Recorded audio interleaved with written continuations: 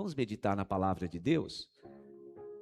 Na comunidade Farol já se tornou cultura a gente falar de paternidade no mês de agosto, do mês dos pais. E na semana passada eu ministrei falando sobre paternidade restaurada, eu falei sobre nos livrarmos do ressentimento. O ressentimento é o pai da amargura. O ressentimento é o pai da amargura, e a palavra do Senhor diz na carta aos Hebreus que quem abriga, quem acolhe a raiz de amargura, ela brota e contamina tudo. Contamina não só a sua vida, contamina o seu ecossistema familiar e de amigos também. Contamina não só você, mas contamina as próximas gerações, como a gente ministrou no domingo passado, né? Esaú, ele abraçou a amargura e não só a sua vida foi contaminada, como seus filhos e seus netos. E isso perdurou, gente, na história de Israel por quase 1000 anos. Geração já nascia amargurada, já nascia com sentimento de dar o troco, com sentimento de vingança. Eu não vou, obviamente, repregar a mensagem de domingo, que você que não assistiu, você pode assisti-la essa semana, está no nosso AP, está no nosso canal de YouTube. Mas eu quero, na mensagem de hoje, que continuamos falando sobre paternidade, eu quero falar sobre a diferença de Esaú, que mesmo depois, eu falei sobre isso, né, gente? Depois, Esaú se arrepende, se reconcilia com o seu irmão Jacó, porque o que ele tinha prometido é que iria matar o seu irmão. Lembra o que eu falei? Hebreus capítulo 12, versículo 15. Livrem-se de toda raiz de amargura, porque brotando ela contamina tudo. Então, quando Esaú abraçou a amargura, o seu ressentimento, o seu desejo e a sua promessa foi: vou matar meu irmão. Só que depois a gente vê na história que ele se arrepende, ele deixa o Espírito de Deus tratá-lo e ele se encontra com o seu irmão que estava jurado de morte quase 20 anos depois. E eles choram, a palavra diz que eles choram alto, eles se abraçam, eles se perdoam, mas o estrago já estava feito. Mesmo depois dele se encontrar com seu irmão, e não aconteceu nenhuma tragédia não, tá, gente? Ele perdoou seu irmão, mas o estrago já estava feito. As sementes que os seus filhos e seus netos tinham recebido da sua amargura durante esses 20 anos, tinham feito um estrago de geração em geração. Por isso tanto ódio dos edomitas, por isso tanta dor dos amalequitas, e foram povos vingativos. Os amalequitas foram conhecidos pelos sábios judeus como o povo que lambe. É assim que Filo, um grande rabino de Israel, chamava os amalequitas, o povo que lambe. E sabe por quê? Porque durante toda a história sempre conheceram os amalequitas como aqueles que lambiam o sangue dos seus inimigos. E quem eram os maiores inimigos dos amalequitas? Israel. Seus próprios irmãos. Os amalequitas eram chamados por Filo, um grande rabino, de o povo que lambe. Eles se tornaram um povo de pilhagem. Olhe na história, se você fizer uma pesquisa rápida no Google, coloque assim: quem eram os amalequitas? Você vai ver no Google, não precisa explorar isso na Bíblia não, tá?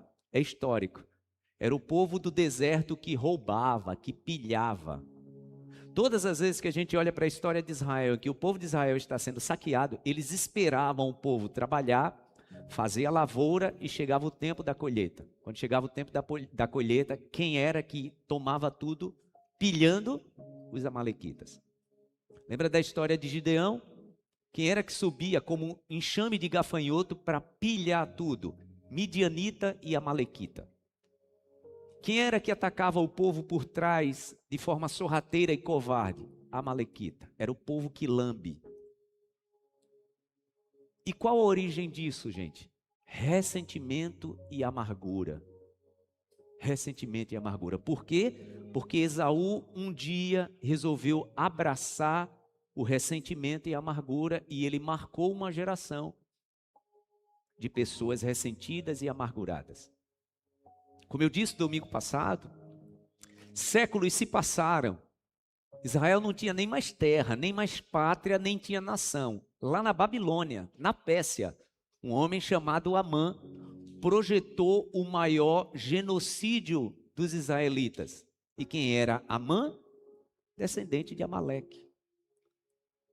Gente, o que o ressentimento e a amargura não causa na vida de alguém? Em contrapartida, a gente vê nessa mesma família um homem que tinha motivo demais para ter uma vida amargurada, mas ao invés de abraçar a amargura, ele resolveu abraçar o perdão. Na mesma família, tá, gente? Nós estamos falando sobre o sobrinho neto de Esaú. É sobre ele que nós vamos falar hoje. Nós não estamos falando de famílias diferentes. Nós estamos falando da mesma família.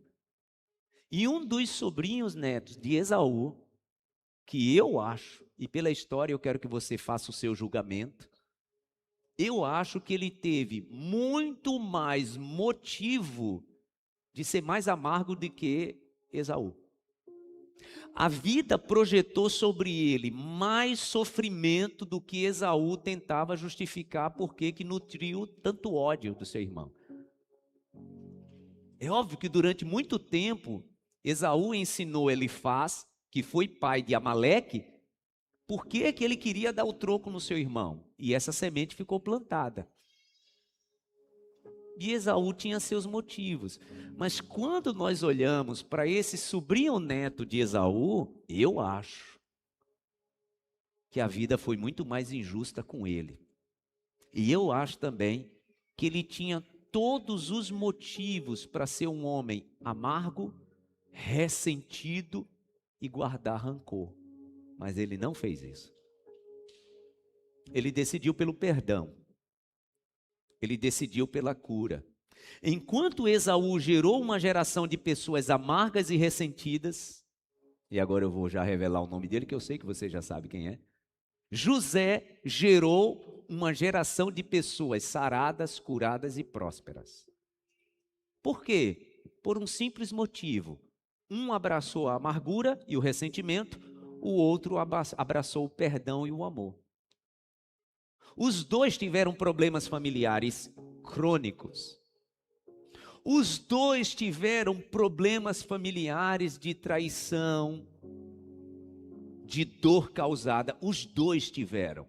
Um escolheu a amargura e gerou uma geração de filhos e netos amargos.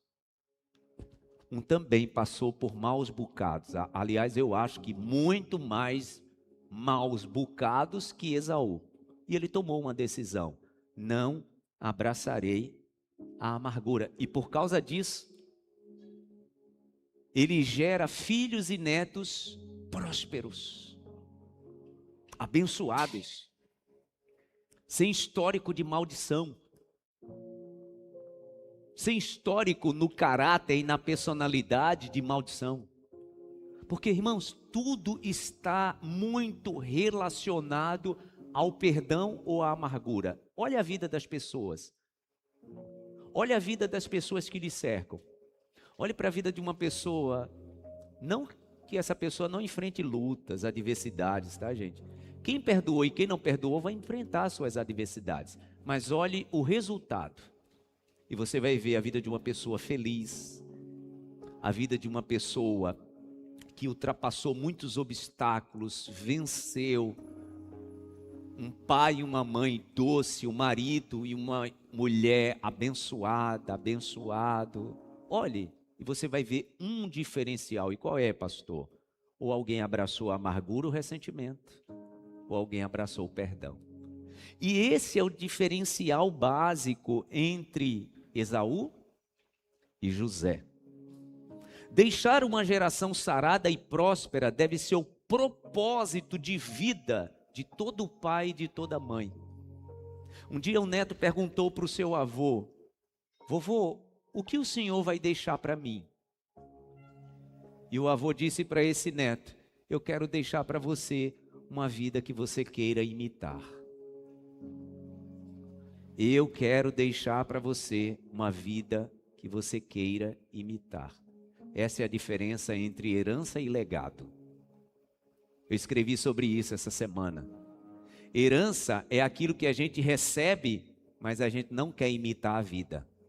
Legado é aquilo que a gente recebe e a gente quer imitar e multiplicar a vida. Essa é a diferença básica, irmãos. E tudo isso está atrelado à paternidade.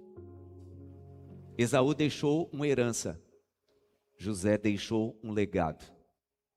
Então, deixar uma geração curada, sarada e próspera deve ser o nosso propósito de vida. Pais e mães, e você que ainda não é pai, não é mãe, esse deve ser o seu propósito de vida. Esaú se agarra ao ressentimento e à amargura, José se agarra ao propósito. E a gente vê isso em suas palavras. José se agarrou ao propósito. Ele tinha muitos motivos para viver uma vida projetando, olha aqui para mim, projetando e planejando dar o troco nos seus irmãos. Mas ele abriu mão disso dizendo, eu me agarro ao meu propósito. Por isso que quando os irmãos pensaram que ele ia se vingar, ele disse, vocês acham que eu estou no lugar de Deus? Eu sei o meu propósito. E eu me agarrei a isso. Quando eu quis fraquejar, eu estava agarrado no meu propósito. Quando eu quis me irar e me vingar de vocês, eu estava agarrado no meu propósito. Essa é a diferença básica, irmãos, para aqueles que se agarram na amargura. E vou repetir nesta manhã o que eu disse domingo passado.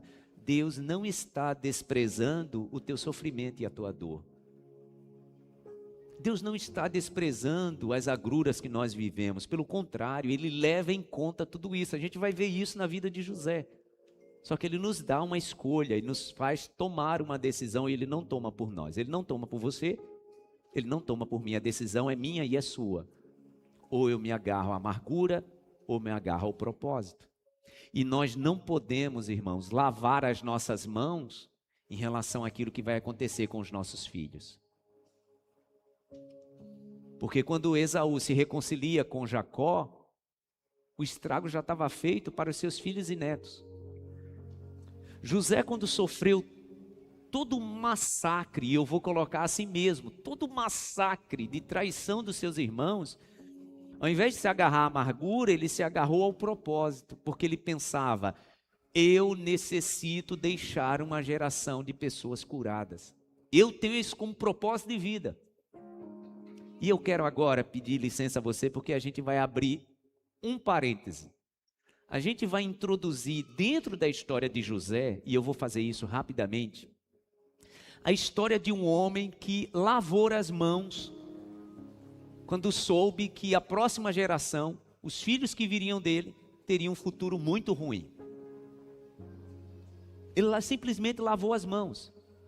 E eu quero rapidamente introduzir no meio da história de José, aquilo que aconteceu na vida de Ezequias. Lembra de Ezequias? O rei Ezequias? Ezequias, ele teve um avô que também foi rei em Judá, chamado Jotão. E a Bíblia diz que ele foi um rei muito bom, apesar de ter um pai muito ruim, tá? De Jotão nasceu o pai de Ezequias, um rei chamado Acás. E Acás foi péssimo. Péssimo exemplo de pai, péssimo exemplo de rei, péssimo exemplo de líder. Foi péssimo. Acás foi péssimo. A palavra diz que a sua vida foi uma vida fora do propósito de Deus. Quando Acás morre, Ezequias tinha 25 anos. E ele então assume o trono. Olhou para o exemplo do seu avô e olhou para o exemplo do seu pai. E ele tomou uma decisão. Eu vou seguir o exemplo do meu avô. E a palavra diz que ele foi fiel ao Senhor. Foi um rei íntegro. A Bíblia diz que ele implementou uma reforma em Israel completa. O povo fazia décadas que não servia ao Senhor, nem prestava culto ao Senhor. Ezequias restabeleceu isso, trouxe os levitas de volta, trouxe os sacerdotes de volta. A palavra diz que os sacerdotes e levitas estavam abandonados. Ezequias restabelece o culto ao Senhor, destrói todos os altares idólatras de Israel, todos os deuses das nações dos cananeus que tinham sido introduzidos no meio do povo. Ezequias elimina e Deus se agrada disso. E a palavra diz que por causa disso, o Senhor o prosperou. Olha o que diz, segundo Reis, capítulo 18, versículo 3. Ele fez o que o Senhor aprova, tal como tinha feito Davi, seu predecessor. Removeu os altares idólatras, quebrou as colunas sagradas, derrubou os postes ídolos, despedaçou a serpente de bronze que Moisés havia feito. Até aquela época, os israelitas queimavam incenso, ela era chamada Neustã. Lembra da serpente de bronze que Moisés ergueu no deserto, quando o povo estava morrendo, picado de cobra? Depois que Moisés morreu, o povo começou a adorar aquela serpente como se fosse um deus. A palavra diz que Ezequias destruiu. Ezequias confiava no Senhor, o Deus de Israel. Nunca houve ninguém como ele entre todos os reis de Judá, nem antes nem depois dele. Ele se apegou ao Senhor e não deixou de segui-lo, obedeceu os seus mandamentos, os mandamentos que Deus tinha dado a Moisés, e o Senhor estava com ele. Era bem sucedido em tudo que fazia. Rebelou-se contra o rei da Síria e deixou de submeter-se a ele. A palavra diz que Deus prosperou Ezequias por causa da sua postura, não só espiritual, mas como líder. Nessa época que ele não tinha filhos, tá, gente? Ele não tinha filhos. Até que ele ficou doente. Lembra dessa história? Que ele fica doente, fica de cama. Deus manda o profeta Isaías ir visitá-lo. E para surpresa dele, ao invés de ser uma palavra boa, foi uma palavra horrível. Deus disse para ele: dessa cama que você caiu, você não vai levantar, você vai morrer. Era uma palavra de sentença. O profeta Isaías sai e a palavra diz que deitado na cama, Ezequias só vira o rosto para o canto da parede e faz essa oração: meu Deus, tenha misericórdia. O Senhor tem visto que eu tenho sido um homem fiel. E ele usa os argumentos dele, né? Tenho sido fiel ao Senhor. Eu tenho sido um líder diferente do que o meu pai foi. E ele faz sua oração, pede misericórdia. E a palavra diz, gente, que imediatamente Deus responde. O profeta Isaías nem tinha saído do palácio. Deus disse para ele: volte e diga a Ezequias que eu ouvi a oração dele. E eu estou dando para ele um plus de vida. 15 anos. Deus deixou delimitado, né? 15 anos, ele tem 15 anos. Deixa eu te perguntar uma coisa. O que você faria se você soubesse que Deus delimitou o teu tempo? Porque, irmãos, nós não temos certeza de nada, né? Eu não sei nem se eu vou terminar essa mensagem aqui. Se o Senhor quiser me levar, Ele pode me levar antes de meio-dia. Eu não sei nem se amanhã eu vou estar vivo. Só que nós projetamos, nós planejamos. Eu tenho projetado a minha vida para os próximos 15, 20 anos, aliás, até os próximos 50 anos. Eu quero viver pelo menos mais 60 anos. E tenho me cuidado para isso. Agora imagina se Deus chega para você e diz assim: olha, você só tem 15 anos. O que você faria? Irmãos, quando nós sabemos que temos pouco tempo, sabe o que a gente faz? A gente se esforça para fazer valer o que Deus nos deu. Fazer valer esse plus que o Senhor nos deu. A palavra diz que quando Ezequias morreu, dentro dessa janela, né, nesse plus de 15 anos que Deus lhe deu, o filho dele, Manassés, começou a reinar, e Manassés tinha 12 anos. Então faça as contas, tá? Isso quer dizer que quando Ezequias estava dentro da janela do plus de 15 anos, 3 anos depois, nasce Manassés. Só que aconteceu um problema aí nessa janela. Lembra o que eu disse? Que Deus o prosperou. Antes, Ezequias era aterrorizado pelos reis da Babilônia e da Síria. Ah, eu esqueci de dizer. Um dia o rei da Síria fez uma ameaça a ele. Inclusive mandando uma carta dizendo para ele: olha, o que eu fiz com o rei de Samaria, o que eu fiz com o faraó no Egito, você acha que eu vou fazer diferente com você? Você está confiando em quem? Você está confiando no seu Deus? Olha quantos deuses os egípcios têm. Você está confiando em quem? E a palavra diz que essa carta ameaçadora chega nas mãos de Ezequias. Sabe o que ele faz? A Bíblia diz que ele pega essa carta, entra dentro do templo do Senhor, se ajoelha, e a palavra diz que ele mostra a afronta do rei da Síria, dizendo: olha, Senhor, o que ele está dizendo? Eu não posso aceitar isso. E a palavra diz que ele ora. Naquela noite, será que o homem tinha oração forte? O homem estava jurado de morrer. Faz uma oração, Deus diz que ele vai viver mais 15 anos. A palavra diz que depois que ele apresenta as ameaças de Senaqueribe, o rei da Síria, naquela noite, naquela mesma noite, Deus não manda 2 anjos não, tá, gente? Deus não manda 3 anjos. A palavra diz que Deus manda um anjo. Exatamente para humilhar o rei da Síria. É tipo assim, eu não vou nem usar meu arsenal todo. Manda um anjo. E a palavra diz que aquele anjo, único anjo, elimina naquela noite 185 mil homens. Um único anjo. O rei da Síria volta envergonhado para o seu país e lá os seus próprios filhos matam ele. Então a oração desse homem era muito forte, gente. Um homem que ora para não morrer, Deus dá a ele um plus de 15 anos. Um homem que está sob ameaça. E ora, e Deus elimina seus inimigos, a oração dele era muito forte. E agora, ao invés dele temer seus inimigos, a palavra diz que o rei da Babilônia, outros reis, vinham em Israel para consultar Ezequias, para pedir favor a ele. Um dia, o rei da Babilônia manda um emissário. E Ezequias o recepciona. E a palavra diz que ele sai mostrando para esse homem todo o seu reino. Mostra o que tinha no templo do Senhor. Imagina um templo que naquela época era todo de ouro. A palavra diz que ele entra no tesouro real e mostra tudo para aquele homem. Vai nos lugares secretos onde tinha o arsenal de guerra e mostra tudo para aquele homem. E o homem vai embora. Quando o homem acaba de sair, o profeta Ezequias chega e pergunta para ele: Ezequias, quem era esse aí? E ele diz: era um emissário do rei da Babilônia. E olha, gente, que ele fala isso todo empolgado. Irmãos, uma das armadilhas do ser humano quando Deus está lhe abençoando é a vaidade. Quando nós somos vencidos pela vaidade, a gente começa a expor a nossa vida para gente que tem interesse escuso de se aproximar de nós. Cuidado. Tem gente que está se aproximando de você não porque quer louvar a Deus e aplaudir o que Deus está fazendo na sua vida. Às vezes é só para observar. E Deus manda o profeta Ezequias dizer isso para... O profeta Isaías, dizer isso para Ezequias. Por que você fez isso? Por que você expôs tanto a sua vida? Assim diz o Senhor. Tudo isso que você mostrou para o rei da Babilônia, um dia ele vai vir aqui e vai tomar tudo. Porque imagina, gente, ele estava mostrando segredos para alguém que tinha interesse em tudo aquilo. Isso não vai acontecer com você não, tá, Ezequias? Mas um dia os filhos e netos dessa geração serão levados como escravos. Haverá uma destruição plena em Israel.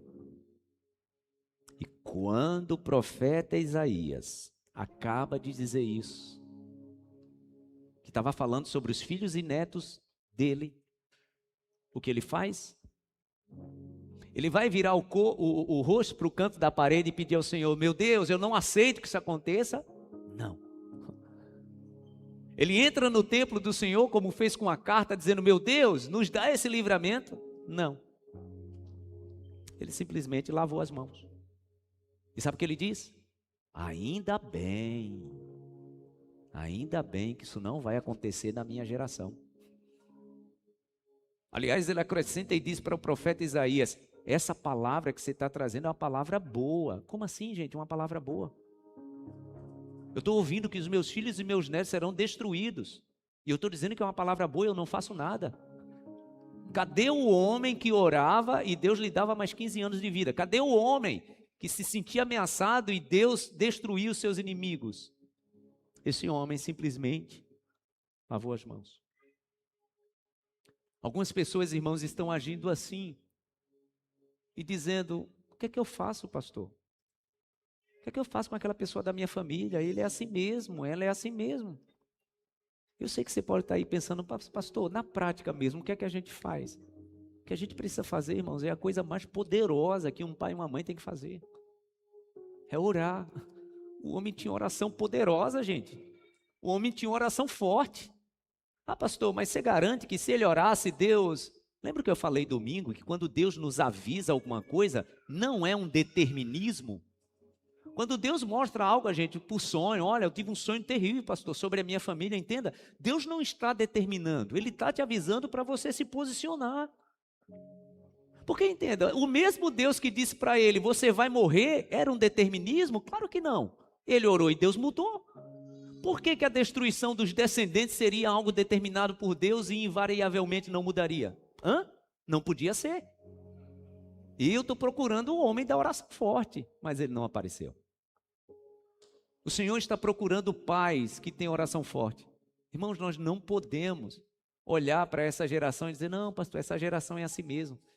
Os meninos de hoje, as meninas de hoje, assim mesmo. Eu vou fazer o quê? A minha família, pastor, na verdade você não conhece minha família. Minha família é exatamente assim. Desde que eu me conheço por gente que minha família é assim. Eu estava falando isso com o pastor Wagner antes de subir no altar. E é a minha mensagem do próximo domingo. Nós precisamos, irmãos, nos levantar como pais e mães espirituais da nossa família. Porque se a gente não fizer isso, o inimigo vai ceifar muitos. Essa é uma palavra muito forte, mas é uma palavra necessária. A cura da paternidade não é só quando um pai físico, uma mãe biológica começa a orar. Quando pais espirituais se levantam. E eu preciso me levantar como um pai espiritual, como uma mãe espiritual da minha família. Senão, eu estou fazendo exatamente como Ezequias fez. Olha, ainda bem que não vai ser no meu tempo, viu? Senhor, faça o que o Senhor quiser, mas ainda bem que não é no meu tempo. Ele está, como fez Pilatos, lavando suas mãos.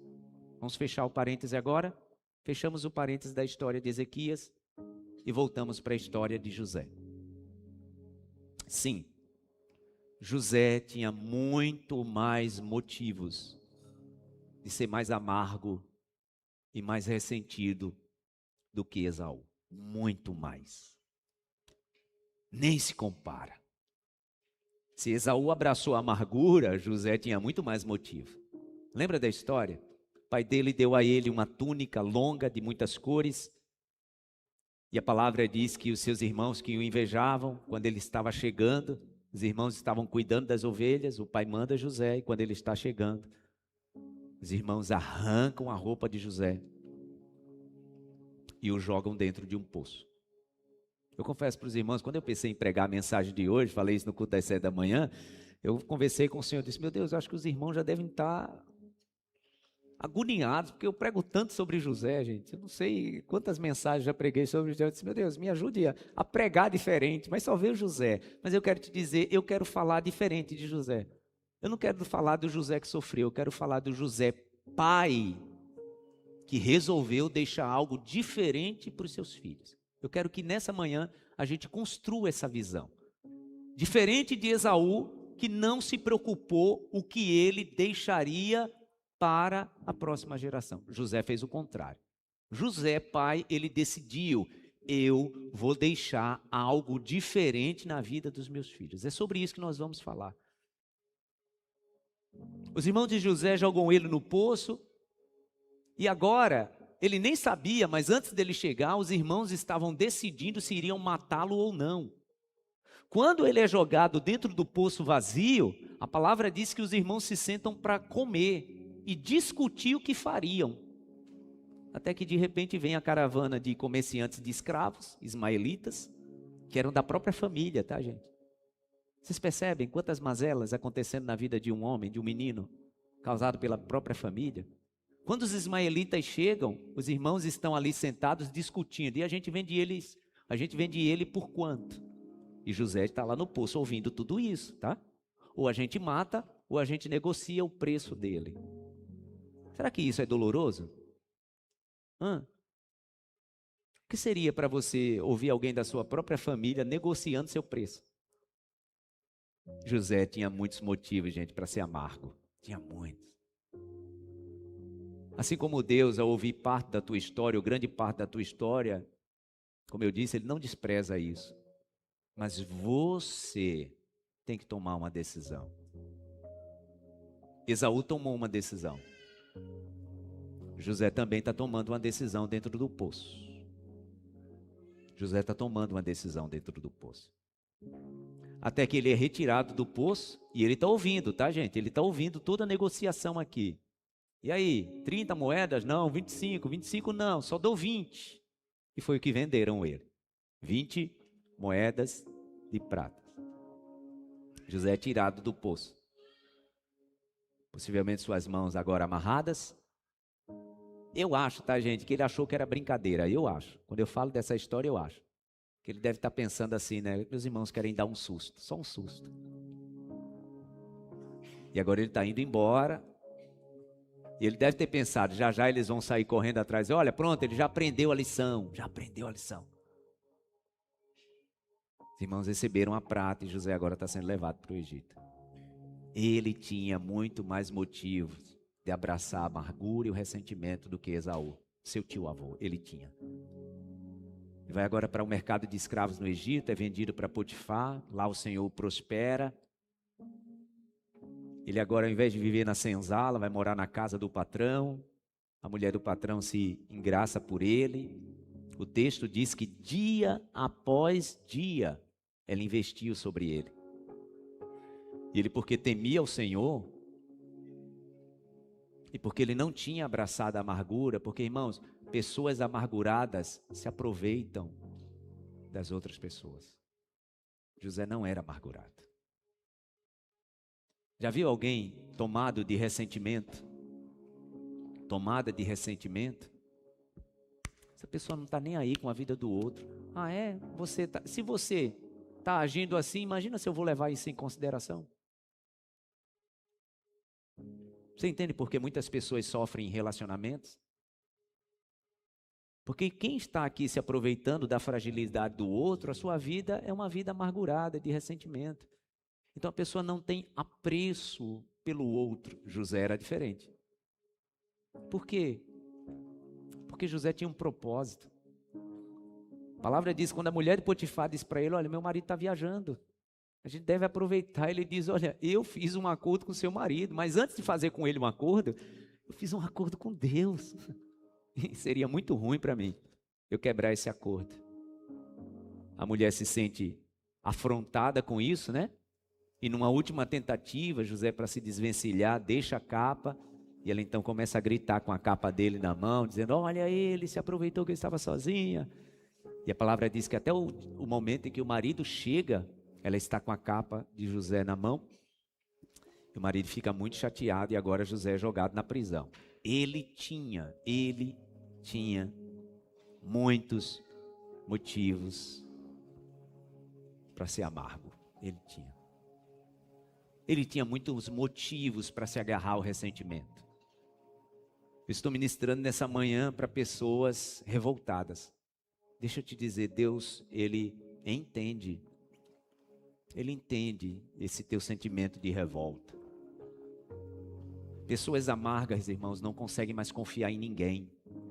Aquilo que a pastora Joyce Meyer diz, né?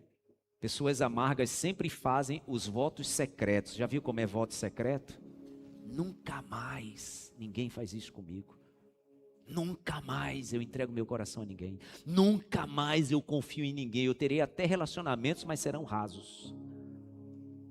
Eu terei até relacionamentos, mas serão superficiais. Irmãos, tem pessoas que hoje estão casadas, estão vivendo dentro de uma aliança de casamento, mas não querem se apegar. E sabe por qual motivo? Às vezes não é conscientemente um motivo ruim, mas é um motivo às vezes de preservação. Tem gente que está no modo preservação na sua vida. Eu chego, mas não chego tanto. Por quê? Porque olha o que os meus irmãos já me fizeram. Olha o que eu sofri de traição aqui na casa do meu patrão. Então, é o meu modo preservação. Mas quando a gente olha para a vida de José, gente, José ele estava apegado ao propósito. A palavra diz que quando ele chega na prisão, um tempo depois, 2 homens chegam lá e eles eram do alto escalão do faraó. Homens que trabalhavam no alto escalão do palácio. E obviamente foram para a prisão, que a palavra diz que José não foi para a prisão comum. A palavra diz que José foi para a prisão onde ficavam os oficiais do rei. E por quê? Eu tenho 2 hipóteses. Ou porque o Potifar não acreditou muito na conversa da esposa, tipo assim, eu não posso jogar esse menino lá para sofrer todo tipo de... Ou porque José tinha segredos, né, de ter ouvido em casa e tinha esse cuidado aí em relação a ele estar perto de um oficial tão próximo do rei. Mas o certo é que a palavra diz que é jogado na prisão o copeiro e o padeiro do rei. E um dia, Olha o que gente que foi curada e que não é amarga, como é que age, tá, gente? Um dia, tanto o padeiro quanto o copeiro tiveram um sonho. E eles acordam aflitos. E a palavra diz que quem percebeu no semblante deles que eles não estavam bem foi José. Eles não acordaram contando o sonho. Foi José que percebeu. Porque quando você decide abraçar o propósito e não a amargura, você se preocupa com os outros. As pessoas amargas, irmãos, não estão nem aí com o que está acontecendo na vida de quem está perto. Aliás, algumas pessoas deixaram de viver relacionamentos abençoadíssimos, exatamente por esse modo preservação. Esse modo preservação. Não posso confiar, não posso me entregar muito, não posso me afeiçoar muito sentimentalmente. José não, José era o contrário. Quando ele percebia alguém que não estava bem, ele chegava lá e dizia: posso te ajudar? Aí os homens contaram o sonho. José os ajudou, interpretou o sonho deles. O sonho de um era que ele morreria, o sonho do outro é que ele seria restituído ao palácio. José aproveita, já que tinha ajudado ele, né? E diz: olha, quando você chegar lá, lembre de mim. Eu estou aqui injustamente. E ele diz para José: eu vou lembrar de você. E a palavra mostra que ele esqueceu durante 2 anos. José fica naquela prisão ainda 2 anos. Debaixo de uma falsa acusação. Vivendo uma injustiça. Ah, irmãos, ele tinha muitos motivos para ser amargo. Ele tinha muitos motivos para ser amargo. A palavra diz que nesse tempo, sabe o que aconteceu? Ele era um homem tão abençoado, apesar das mazelas que a vida, porque eu anotei aqui, né, nas minhas anotações, eu coloquei que a vida se encarregou de amargar a vida de José, mas ele não deixou. Essa é a diferença de uma pessoa próspera e de uma pessoa ressentida. Porque, deixa eu te dizer uma coisa, tem pessoas que até estão indo bem na vida, tá, gente? Mas não são prósperas. Porque prosperidade está em outro nível. E todas as vezes que a Bíblia relata o delinear da vida de José, a palavra diz que ele prosperou. Ele prosperou na casa de Potifar, na prisão. O carcereiro ficou tão à vontade com ele, porque ele era tão gente boa. Porque gente curada, gente sarada, gente que abraçou o perdão, gente, acaba se tornando uma pessoa muito afável, amável. A palavra diz que o carcereiro pegou a chave e entregou na mão de José. E ele era quem cuidava dos presos. Gente, o homem estava preso injustamente. Tinha agora a chave da prisão e ele não fez montinho. Ele não fez montinho. Já percebeu que gente que faz motim sempre é gente amarga? Gente que faz fofoca sempre é gente amarga? Gente que está sempre se preocupando sobre as mazelas na vida dos outros, sem levar em consideração a dor do outro, sempre é gente amarga? José não. O homem tinha a chave da prisão e continuava lá, fazendo o seu, todos os dias. Por quê? Porque ele se apegou ao propósito, e a gente vai ver isso. Ele se apegou ao propósito. Ele tinha um propósito: eu vou deixar uma geração de pessoas curadas, saradas. Ele tinha isso no seu coração. Ao contrário do seu tio-avô. Ao contrário do seu tio-avô. 2 anos depois, Faraó tem um sonho. E então, o copeiro lembrou. A palavra diz que ele fala assim para o Faraó: eu penso que Deus vai me castigar pelo que eu fiz.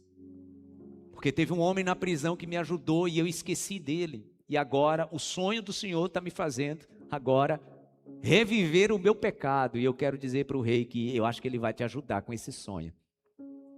Tiram José da prisão, dão um banho nele, faz a barba, trocam de roupa e colocam José na presença do rei. José ajuda o rei. Gente, uma pessoa abençoada e apegada ao propósito, sempre, onde chegar, vai ajudar e abençoar quem está por ali. Sempre. Sempre. José, escravo vendido pelos irmãos. A palavra diz que ele abençoou a vida de Potifar. José na prisão injustamente. Abençoou a vida do carcereiro e quem chegava lá. José chega diante do faraó, o faraó conta o sonho e ele abençoa a vida daquele homem. Inclusive, não só interpretando o sonho, como a palavra diz que ele ainda dá um conselho ao rei. Ele dá um conselho ao rei. Depois de interpretar o sonho, ele diz: eu acho que o rei deveria agir assim, assim e assim. O rei fica encantado e diz para ele: quem é que eu mais vou encontrar com essa capacidade e com esse espírito? Como diz os jovens, né? Farmou aura. Eu acho que José farmava aura demais, viu, gente? Porque o moleque era demais. Onde ele chegava, ele farmava aura. Cadê a juventude aí? O homem era demais. Onde ele chegava, ele mudava o ambiente. Eu gosto demais de gente que venceu a amargura. E onde chega o pastor? A gente não tem sangue de barata não, pastor. A vida é dura, você tem suas histórias. Se a gente sentar 10 minutos, eu conto também as minhas. E Deus vai considerar a tua história e a minha também. Mas nós temos que fazer, irmãos, uma escolha. Nós temos que tomar uma decisão. Esaú tomou a decisão dele. José tomou a decisão dele. Vocês percebem? Nós estamos falando da mesma família. Um tomou uma decisão, o outro tomou outra decisão. Qual é a decisão que você toma? O que você decide entregar para aqueles que virão de você? O que decide entregar? Eu estou ministrando nessa manhã para pessoas que o teu pai e tua mãe entregaram dentro do casamento deles, e isso transbordou para a sua vida, algumas coisas que não foram muito boas. Isso te fez sofrer muito.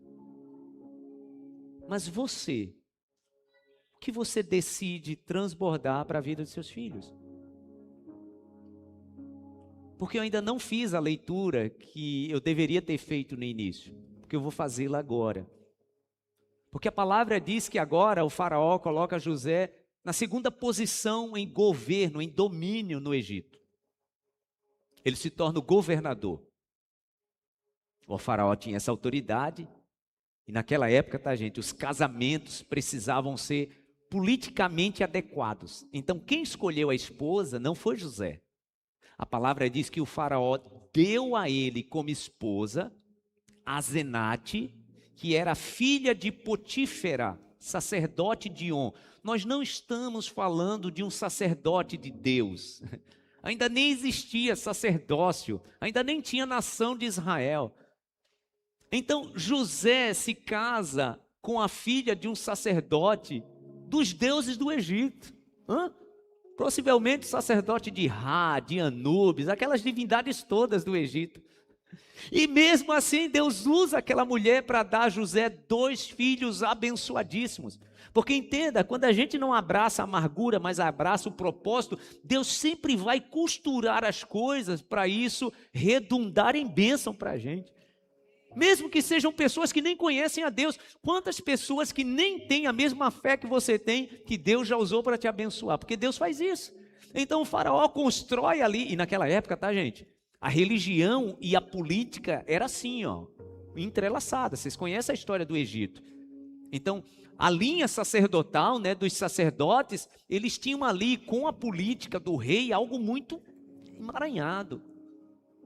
Então o faraó diz: eu acho que seria muito bom esse homem se casar com Asenate, a filha do sacerdote Potífera. E então Asenate dá a José 2 filhos. Vamos ver se José estava curado quando chegou nesse lugar de poder? Gênesis, capítulo 41. Versículo 50.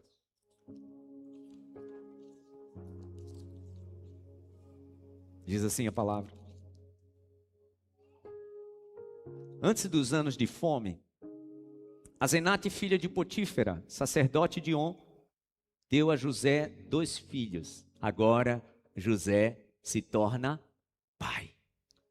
Ele precisa deixar na sua paternidade uma geração ou de filhos amargos e ressentidos, ou de filhos abençoados. Olha a decisão que ele toma. Ao primeiro José deu o nome Manassés, dizendo: Deus me fez esquecer todo o meu sofrimento e toda a casa do meu pai. Estou curado, estou sarado, estou livre.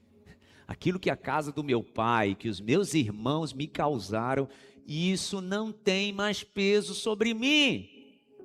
E eu estou, meu filho, quando José toma Manassés nos braços, ele está dizendo, eu estou te dizendo, não vai afetar o teu futuro. Minhas dores não vão afetar o teu futuro. As minhas mágoas não vão afetar o teu futuro. As minhas feridas não vão te afetar, porque Deus me fez esquecer toda a casa do meu pai. Será que estava curado? Esaú fez uma escolha, José fez uma escolha. Ao segundo filho, José chamou Efraim, dizendo, Deus me fez prosperar na terra onde tenho sofrido. Ele ainda está dizendo, onde eu estou sofrendo. Entendam, irmãos, José aqui não está sendo uma pessoa insensível, não. Ele está dizendo, eu sei o que é sofrer. Eu sei o que é ser traído. Eu sei o que é ser menosprezado pelos irmãos. Eu sei o que é receber falso testemunho. Eu sei o que é sofrer injustiça. Mas eu tomei uma decisão. E a minha primeira decisão é, eu perdoo. Deus me faz esquecer, porque perdoar é esquecer. Não, pastor, mas eu já perdoei, mas não consigo esquecer. Eu sempre explico, né? Que esse esquecimento aqui é uma decisão de não doer mais, não dói mais. O que essa pessoa me fez não tem mais poder sobre a minha vida. Não define mais as minhas decisões. Eu olho para as cicatrizes, né? E eu digo, olha, foi doloroso demais. Mas não precisa continuar doendo. Lembra o conceito que eu trouxe sobre ressentimento domingo passado? Ressentimento é ressentir a dor. É visitar a dor sempre. Tem gente que está fazendo isso todo o tempo, né? Perdão é diferente. Perdão é olhar para as cicatrizes e dizer, doeu muito, mas não dói mais. Não dói mais. É como eu olho para as minhas cicatrizes hoje, tá? Há 20 anos, essas cicatrizes que eu tenho na minha mão, no meu corpo, doíam demais. Não dói mais. Nem quando eu comento. Não dói mais. É isso que o perdão faz. Quando José está tomando Efraim, o Manassés, perdão, nos seus braços, ele está dizendo, meu filho, não dói mais. Não dói mais aqui dentro, por isso não vai doer mais em você. Quem está entendendo o que eu estou dizendo? Será que você pode pedir ao Espírito Santo para poder repetir essa palavra, essa frase nessa manhã? Meu Deus, me ajude para que não doa mais aqui dentro. Para que não doa mais na minha filha. Quando a minha filha decidir casar, que não doa mais nela. Quando meu filho decidir casar e ter a família dele, que não doa mais nele. É isso que José está dizendo para Efraim. Aí sim. Agora ele estava pronto para prosperar. E quando nasce o seu segundo filho, ele então diz, na terra que eu sofri, Deus me fez prosperar. A despeito da dor que eu sofri, Deus me fez prosperar. Ele recebe da mão de Deus a bênção de ter 2 filhos, que ele decidiu. Agora entenda, tá? Ele não decidiu aqui, quando nasceu Manassés e Efraim. Ele já tinha decidido isso no poço. Isso aqui não vai me definir. Ele já tinha decidido isso no mercado de escravos. Isso aqui não vai me definir. Ele já tinha decidido isso quando foi injustamente acusado. Isso aqui não vai me definir. Então, quando lhe nasce o filho, ele despeja sobre esse filho o quê, gente? Perdão e cura. Despeje sobre os seus filhos perdão e cura, e a próxima geração será sarada e próspera. Foi isso que José fez. Você pode aplaudir ao Senhor por isso?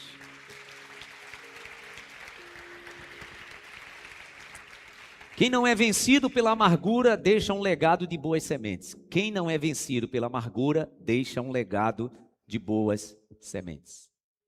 Agora, José era o Todo-Poderoso, tá, gente? O homem era o manda-chuva. Segunda maior autoridade do Egito. E então, como vocês conhecem a história, passaram-se os 7 anos de fartura, agora chegaram os 7 anos de escassez. E os irmãos de José vêm no Egito para comprar comida. José os reconhece de cara.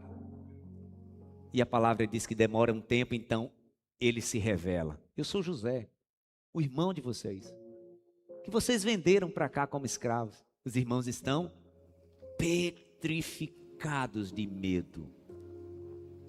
Os irmãos estão amedrontados demais. Qual era o sentimento deles? Agora ele vai se vingar. Porque eles tinham parado na história, né?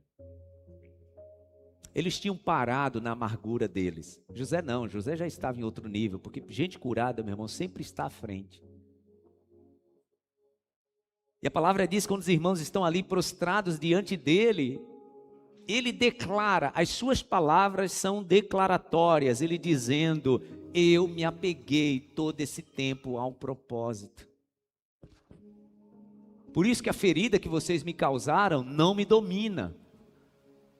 Por isso que a dor que vocês me provocaram, ela não me domina, porque eu sempre me apeguei ao propósito. Na vida de algumas pessoas, irmãos, tem gente que ainda tem autoridade. Sabia disso?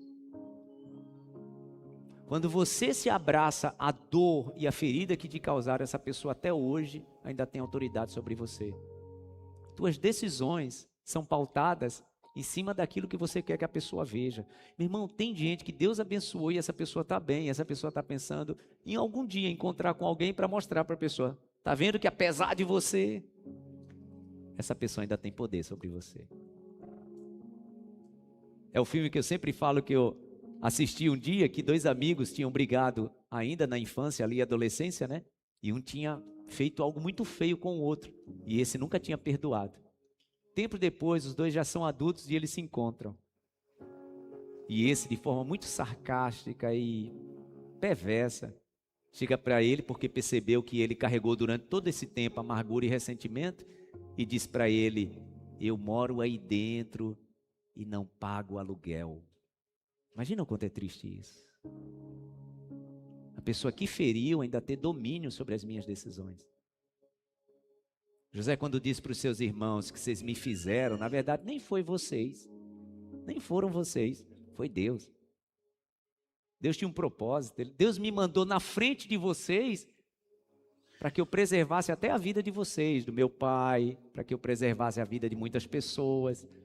Você entende uma pessoa que tem o coração apegado no propósito e não na amargura? Eu quero te convidar para a gente fazer essa penúltima leitura. Gênesis.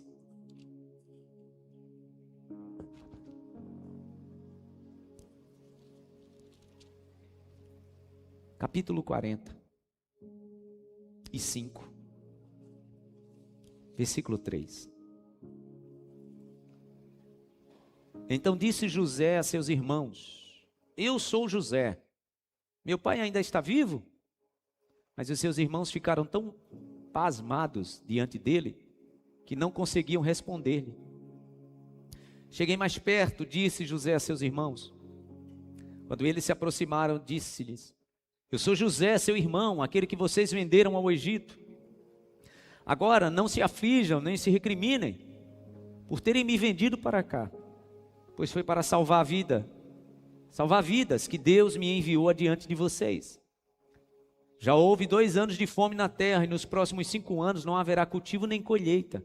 Mas Deus, não vocês, Deus, me enviou à frente de vocês para lhes preservar um remanescente nesta terra, e para salvar-lhes a vida com grande livramento. Olha o que é convicção de propósito. Assim, não foram vocês que me mandaram para cá, mas sim o próprio Deus.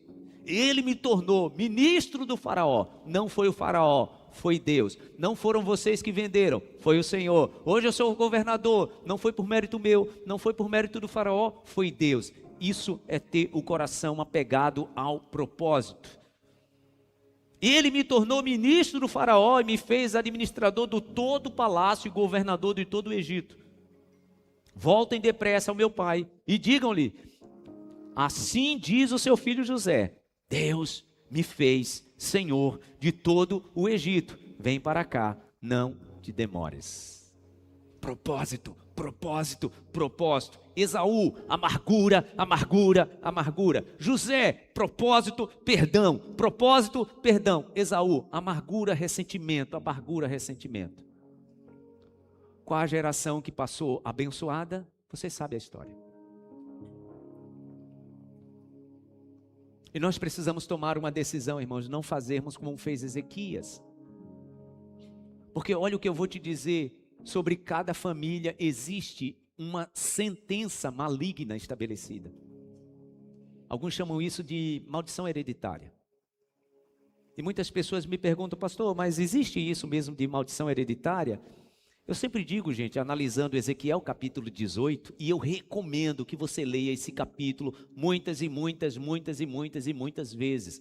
Ezequiel capítulo 18. A minha interpretação sobre maldição hereditária é que maldição hereditária é uma sombra que paira sobre famílias. Por exemplo, vamos analisar aqui a história de Ezequias. O avô de Ezequias, Jotão, foi um bom homem, apesar do seu pai. Ou seja, o bisavô de Ezequias foi um péssimo homem, um péssimo pai, um péssimo rei. Ezequias decidiu seguir não o exemplo do seu pai, mas o exemplo do seu avô, e prosperou. Só que o filho de Ezequias, eu não terminei essa história, né? Desculpa, às vezes o pastor, gente, se perde em meio de tanta história que eu vou abrindo tanta janela que me esqueço. O filho de Ezequias começou a reinar com 12 anos. A Bíblia o descreve assim, ó. Manassés mesmo. Foi o pior rei que Israel teve. Está descrito. Ele tem a categoria de pior rei de Israel. Isso não está na Bíblia, mas está na tradição judaica. Sabe quem foi que matou o profeta Isaías, que ajudou tanto Ezequias? O filho de Ezequias. A tradição judaica diz que o profeta Isaías, ele morreu cerrado ao meio. Manassés mandou colocá-lo dentro de um tronco oco e o cerrou ao meio. Por quê? Porque ele se levantou como profeta, dizendo para ele, você está fazendo errado. Seu pai andou certo, rapaz. É mais ou menos assim, né? Tenha vergonha na sua cara. Como que você pode ter recebido tanto? Agora, por que isso, gente? Por que o filho de Ezequias, ele foi tão diferente do pai? Porque eu sempre digo que maldição sobre as famílias é uma sombra que paira. E quando é que essa sombra não prevalece? Quando alguém se levanta as mãos e diz, não comigo, não com os meus filhos. Ezequiel capítulo 18 explica isso. Quando a gente olha para a vida de Ezequias, é exatamente isso. Uma geração se levanta as mãos e diz, não sobre os meus filhos, não sobre os meus netos. Por isso que a palavra diz, olha, o diabo, o adversário de vocês, anda em vosso derredor, bramando em quem possa tragar. Eu olho, irmãos, para muitas famílias, está ali, ó, um espírito de prostituição pairando. Eu olho para algumas famílias e eu vejo ali um espírito de vícios, de bebida, de droga. Eu olho para algumas famílias e ali está o espírito de adultério. Isso é determinante? Não, é uma sombra. Você lembra da batalha de Moisés? Olha que coisa, né? Contra os amalequitas. A palavra diz que os amalequitas atacaram o povo de Israel quando saiu do Egito por trás. Aí a palavra diz que Moisés manda Josué, e quando Moisés levantava as mãos, o povo vencia o espírito de Amaleque. Quando Moisés cansava e suas mãos baixavam, os amalequitas venciam os israelitas. A batalha, irmãos, contra a maldição hereditária em cada família é exatamente desse jeito. Enquanto tiver alguém de mãos levantadas, intercedendo, ministrando sobre a próxima geração, o espírito de Amaleque, de ressentimento, de amargura, vai retroceder. Só que pessoas precisam estar como Moisés, pais, mães, avós, tios, tias, de mãos levantadas, e não lavar as mãos dizendo, ainda bem que não é na minha geração. Enquanto as mãos estão levantadas, aí o Senhor nos faz prevalecer. Eu vejo isso no histórico de muitas famílias. Enquanto tinha alguém ali de mãos levantadas, o espírito de Amaleque retrocedia. Quando Moisés cansava as mãos, a palavra diz que o espírito de Amaleque avançava. Foi preciso, né, Arão e Ur colocar uma pedra para Moisés sentar, e os dois ficaram sustentando as mãos de Moisés. Deixa eu dizer uma coisa para você. Às vezes as mãos da mãe, da avó, do avô não conseguem mais ficar levantadas. Mas você pode sustentar as mãos deles. Sustentar as mãos é relembrar o que foi ensinado, continuar o discipulado, continuar consultando a palavra. Nessa manhã o Senhor está levantando aqui muitas mãos para orar sobre sua família. Famílias que estão debaixo de sombras que ainda não destruiu a família toda, porque o Senhor está tendo misericórdia, porque você tem levantado as suas mãos. Você pode dizer graças a Deus. Levante as suas mãos nessa manhã, levante as suas duas mãos e diga-se comigo: meu Deus, o meu compromisso é as minhas mãos estarem levantadas sobre a minha família, e eu estarei sempre assim, até o dia que o Senhor permitir. Você pode aplaudir ao Senhor por isso?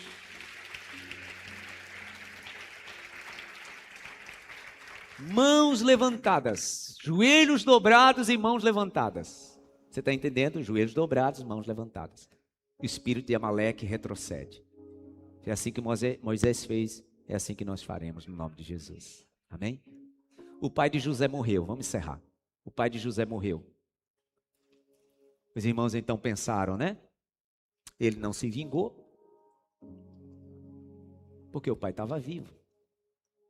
Agora que o pai morreu, ele deve ter guardado algum tipo de temor para não ter se vingado, porque tudo que a gente fez com ele, para esse cara aí não fazer nada com a gente, com medo de aparecerem na presença de José, a palavra diz que eles mandam um mensageiro dizendo para ele: olha, o pai morreu, e ele fez um juramento com você que você cuidaria de nós, não nos faria nenhum mal.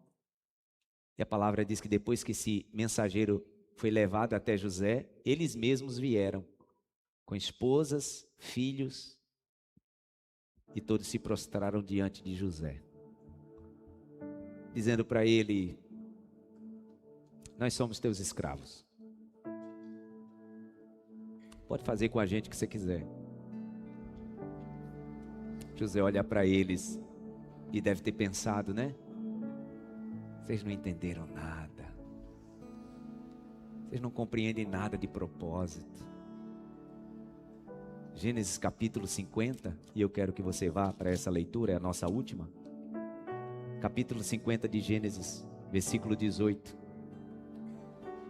Depois disso, seus irmãos também foram, prostraram-se diante dele e disseram: seremos teus escravos. José lhes respondeu: não tem mais. Por acaso estou no lugar de Deus? Por acaso estou no lugar de Deus? Certamente planejaste o mal contra mim, porém Deus o transformou em bem, para fazer o que se vê neste dia, ou seja, conservar muita gente com vida. Agora não tem mais. Sustentarei a vós e a vossos filhinhos. Assim ele os consolou e lhes falou ao coração. Gente curada, gente que não se apega à amargura e ao ressentimento, fala ao coração. Os irmãos entendem aquilo que eu disse, que pessoas amarguradas não querem se apegar, pessoas amarguradas não querem elo, não querem vínculo, não querem aliança, e não é por mal, não é premeditado, é medo de sofrer novamente, é medo de novamente receber aquilo que recebeu antes. A palavra diz que José falou ao coração dos seus irmãos, ao coração, porque gente curada de propósito se une em propósito, se une em propósito. Eu gostaria de ministrar muitas outras coisas que eu sei que o Espírito Santo, pois eu orei por isso, tem ministrado ao teu coração. Mas eu quero ministrar nessa manhã sobre você que está casada, você que está casado. O Senhor lhes deu uma aliança. O Senhor lhes deu um propósito de viverem juntos. E essa aliança, ela precisa ser vivida de forma integral. Ela não pode ser pela metade, ela não pode ser superficial. E repito, irmãos, tem pessoas que vivem no modo preservação. Sempre o dispositivo de segurança está na mão. Essa pessoa começa a se perceber que está entrando num certo nível de intimidade, essa pessoa aperta o botão. Aí se afasta. Modo preservação. José não. José estava dizendo que, olha, estou no lugar de Deus. E falou aos seus irmãos. É isso que a palavra diz em Malaquias 4:6, né? Para que viesse a restauração, o coração dos pais precisavam se voltar para o coração dos filhos, o coração dos filhos se voltar para o coração dos pais.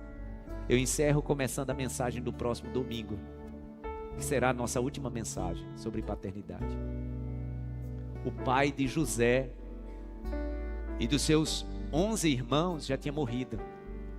Quando a palavra diz que José lhes falou ao coração, sabe o que a palavra está dizendo? José está agora se tornando o pai espiritual daquela família. Isso é poderoso demais, gente. O pai espiritual, sabe por quê? Antes de Jacó morrer, como fez Abraão e como fez Isaac, ele agora vai abençoar os seus filhos. Então ele chama Rubem, chama Simeão, chama Levi, chama Judá, Isacar, Zebulon, Dan, Azé, Naftali, chama todo mundo, Benjamim, e abençoa todos. Mas sabe quem ele não chamou para abençoar? José. Você sabia disso? Que José não foi chamado para ser abençoado? Todos receberam a bênção. Rubem, Simeão, Levi, Judá, Isacar, Zebulon, Dan, Naftali, Azé, Benjamim, todos. José não. Sabe quem foi que veio no momento da bênção? Manassés e Efraim. Isso é poderoso demais. José recebe uma bênção dupla. Quando a gente olha para as tribos de Israel, não existe a tribo de José. Existem as tribos dos seus 2 filhos.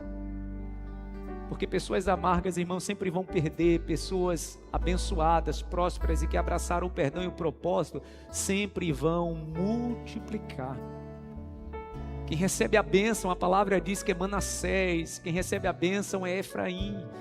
A palavra diz que Jacó abençoa os filhos de José.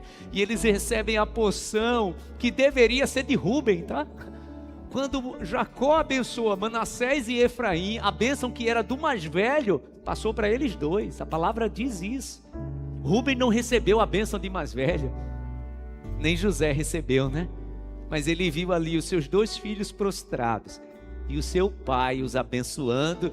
E José realizado, né? Porque pai que tem esse entendimento, mãe que tem um entendimento da bênção da paternidade, da bênção espiritual, vão ver os seus filhos sendo abençoados e vão perceber, essa bênção chegou de forma dupla.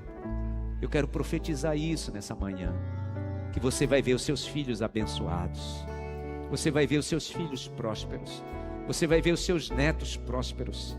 Eu quero declarar nesta manhã que toda sombra de maldição sobre a sua família, o Senhor faz cair por terra no nome de Jesus. A bênção dupla chega sobre a sua casa por decisões que você está tomando nessa manhã. No nome de Jesus, tome decisão de perdão, tome decisão de reconciliação, e o Senhor trará sobre a sua vida essa bênção dupla no nome de Jesus. Obrigado, meu Deus. Obrigado, meu Deus. Obrigado porque sobre as nossas vidas está essa bênção dupla e nós recebemos. Nós recepcionamos essa bênção sobre as nossas vidas. Obrigado por cada pai, por cada mãe, por cada avô, por cada avó, que nessa manhã recepciona a bênção do Senhor e toma decisões importantes, decisões, meu Deus, que vêm do mais profundo do coração. E eu te agradeço por essa bênção dupla que é ministrada nesta manhã sobre nós. Ainda veremos o favor do Senhor sobre a nossa família. Repreendo toda sombra de maldição sobre cada família, meu Deus, no nome de Jesus. Eu não quero saber qual é o histórico que veio se repetindo sobre essa família. Eu quero ministrar sobre a história que vai acontecer daqui para frente, porque nós entregamos a nossa vida aos pés da cruz de Cristo. Nós fomos lavados pelo sangue de Jesus. O Senhor perdoou os nossos pecados. O Senhor sarou as nossas feridas. A tua palavra diz que o Senhor levou sobre si todas as nossas enfermidades. O Senhor levou sobre si as enfermidades emocionais dessa tua filha e desse teu filho. Há uma cura nos pés da cruz. Somos lavados e purificados pelo sangue de Cristo. Não vamos repetir, meu Deus, não vamos repetir as dores dos nossos pais. Te louvamos, obrigado pelos nossos pais, eles foram abençoados, eles nos abençoaram, mas as dores deles, meu Deus, não serão repetidas por nós, porque nós abraçamos um propósito, nós abraçamos um propósito. Toda sombra de maldição caia por terra no nome de Jesus. Nós abraçamos o perdão, nós abraçamos o propósito, nós abraçamos, meu Deus, o amor, e assim somos restituídos, como foi José. Como foi José, recebeu a bênção dupla de restituição. Fique em pé no seu lugar, fique em pé no seu lugar e levante as suas mãos e diga ao Senhor: tudo que há em mim precisa ser mudado, meu Deus. Tudo que há em mim precisa ser restaurado. Tudo que há em mim precisa ser curado. Tudo que há em mim precisa de regeneração e de restauração. Em nome de Jesus. Porque tudo que há dentro de mim, declare isso. Obrigado, meu Deus. Necessita ser mudado, Senhor. E será assim sobre os meus filhos. Prostrados à cruz de Cristo, nós declaramos isso. Lavados pelo sangue do Senhor Jesus, nós declaramos isso. Diga mais uma vez: porque tudo que há dentro de mim. Você pode dar um abraço assim no Senhor Jesus nesta manhã. Dá um abraço assim pela fé no Senhor. Sinta Ele te abraçar. E Ele está te dizendo: filha, filho, está tudo resolvido. Se livre de toda amargura, de todo ressentimento. Eu te curo na tua paternidade. Eu te curo na tua paternidade. Pela última vez declare: porque tudo que há dentro de mim necessita ser mudado, Senhor.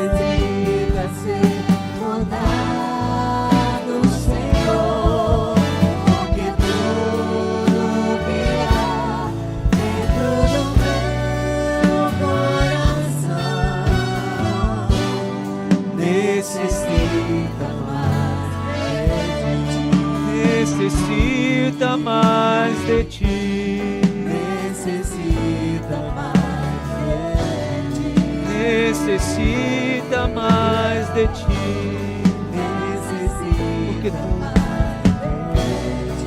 Porque tudo que há, vamos declarar? Porque tudo que há dentro de mim. Obrigado, meu Deus. Obrigado por essa cura que vem sobre nós nesta manhã. Se há alguém aqui que quer entregar a vida para Jesus, alguém aqui que quer aceitar Jesus como Senhor e Salvador, eu quero convidar você a vir aqui diante do altar e nós vamos orar por você. Você que quer entregar a sua vida para Jesus, você que quer aceitar Jesus como teu único, suficiente Salvador e quer que Ele te cure e te restaure plenamente. Ele é quem conhece a tua história. Ele mais do que você conhece a sua história. E Ele está te chamando para esse encontro inevitável. Ele vai ter que acontecer. Ele está te chamando hoje para te restaurar e te curar. Então você que está cantando essa canção, mas ainda não tomou essa decisão publicamente de entregar a vida para Jesus, Ele está te chamando. Você que deseja tomar essa decisão, venha diante do altar do Senhor. Glória a Deus, glória a Deus. Glória a Deus, tem mais, tem mais, tem mais. O Senhor está te curando nessa manhã. O Senhor está te restaurando nessa manhã. O Senhor está te restaurando, restaurando a tua história, mudando a tua história. Venha para Jesus. Oh, abra o seu coração e diga: Jesus, eu quero essa cura. Eu quero essa restauração, essa reparação na minha história. Oh, meu Deus. Oh, meu Deus. Oh, diga: porque tudo que há dentro de mim. Porque tudo que há dentro de Jesus está chamando outras pessoas, mas você está resistindo. Você não pode ir para casa sem essa decisão tomada. Então venha, porque eu vou orar agora. Venha agora. O Senhor está te libertando. Há pessoas que as pernas estão travadas. O Senhor está liberando as suas pernas agora para você vir aqui diante do altar. Nada vai te prender, nada vai te prender. Nada vai te prender onde você está. Jesus está te chamando, vem!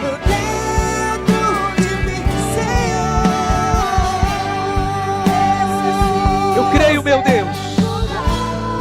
Eu creio, meu Deus. Eu creio, meu Deus. Eu creio, meu Deus. Eu creio. Bendito é o nome do Senhor. Vocês que estão aqui na frente nessa manhã, eu quero pedir que vocês levantem a mão direita e façam comigo essa oração. Digam assim comigo: Senhor Jesus, muito obrigado. Eu abro meu coração e te recebo como meu único e suficiente Salvador, pois eu sei que o Senhor, que conhece a minha história, nesta manhã está mudando completamente a minha história. Eu abro meu coração, recebo Jesus Cristo como meu único e suficiente Salvador. Me arrependo dos meus pecados. Escreva o meu nome no livro da vida e escreva, a partir de hoje, uma nova história na minha vida e na minha família. No nome de Jesus. Amém e amém. Estenda as mãos para cá. Nós abençoamos, meu Deus, tuas filhas e teus filhos. Uma nova vida, uma nova história começa a ser escrita hoje, neste dia, cheia do Espírito Santo. Que o Espírito Santo de Deus venha e repouse e traga uma nova história, um novo tempo, no nome de Jesus. Declaramos isso para a glória do teu nome. Escreva os seus nomes no livro da vida. Essa é a nossa oração, no nome de Jesus. Amém, amém e amém. Deus abençoe, Deus abençoe. Parabéns pela tua decisão. Deus abençoe pela tua decisão. Deus abençoe. Glória a Deus, glória a Deus. Deus abençoe pela tua decisão. Deus abençoe pela tua decisão. Deus abençoe, Deus abençoe, Deus abençoe, Deus abençoe sua vida pela tua decisão. Amém. Obrigado, meu Deus. Obrigado, meu Deus. Necessita mais de ti, porque tudo que há, diga isso, porque tudo que há dentro de mim necessita ser mudado, Senhor.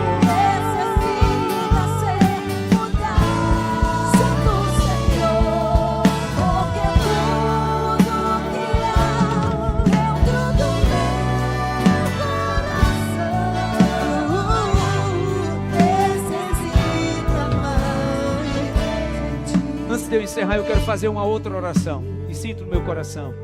Você que ouviu a palavra, recebeu no seu coração, você entende que precisa se libertar de algumas coisas, de alguns sentimentos, mas é muito mais forte do que você consegue naturalmente. Eu quero orar por você, porque o Senhor vai te libertar nessa manhã. Principalmente você que tem que se apegar da amargura e o ressentimento. Não porque você quer, porque você sabe o mal que isso te faz. Você sabe o mal que isso tem construído na sua vida, uma torre. Pessoas estão construindo dentro de si uma fortaleza. São fortalezas na mente, fortalezas na mente. E o Senhor quer te libertar nessa manhã. Mas você precisa trazer toda a sinceridade para a tua oração neste momento, dizendo para o Senhor: meu Deus, eu quero, mas eu não consigo. E eu vou te ajudar nessa manhã, orando junto com você, declarando que toda fortaleza criada na tua mente, no teu coração até hoje, o Senhor está destruindo no nome de Jesus. Tudo aquilo que tomou o trono do teu coração, o centro da tua vida até hoje, histórias mal resolvidas, histórias mal acabadas, histórico de desconfiança, o Senhor está destruindo tudo isso. E Ele está sentando no trono do teu coração. O Senhor está sentando no trono do teu coração para construir uma história de propósito, não de mágoa. Uma história de perdão e de propósito. não de feridas, não de ressentimento, não de amargura, no nome de Jesus. Aí mesmo no teu lugar, você que precisa receber essa libertação nos teus sentimentos, peça isso ao Senhor. Oramos nesta manhã, meu Deus, declaramos essa bênção de cura no nome de Jesus. Pessoas que entendem a palavra, querem receber esse perdão, mas não conseguem. Não conseguem, meu Deus, porque é muito mais forte. A dor foi tão profunda que às vezes superficialmente isso parece ter sarado, mas lá no profundo, só esse teu filho e essa tua filha sabe o quanto dói.